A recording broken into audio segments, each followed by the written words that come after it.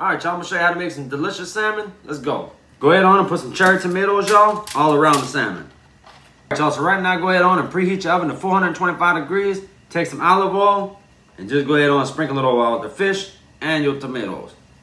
Go ahead and get you some honey garlic seasoning, y'all. Be generous with it. Now go ahead and hit it with my Cajun seasoning, y'all, just to give it a little extra kick, okay? Not too much. Go ahead on with that lemon right on the top, y'all. About 2 pieces on each one, okay? Go ahead on and put that in the refrigerator, y'all, while we work on the potatoes. Y'all, so now we got some baby potatoes. Go ahead on, y'all, and cut them in quarters. Now, I already got the water boiling up, y'all, so we're gonna boil these down. All right, y'all, so when you boil the potatoes, go ahead and put the salt in the water. Boil your potatoes until they're fork tender. All right, potatoes are fork tender. Go ahead with a little bit more oil.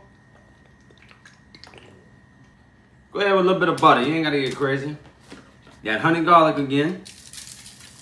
Just a little bit of my Cajun seasoning on potatoes because you don't want it to overpower that seasoning we just put on, y'all.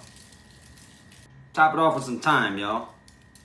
So the oven's preheated 425 degrees, y'all. You can put your potatoes and your fish in the oven for around 6 to 10 minutes. All right, y'all, go ahead on and check it out.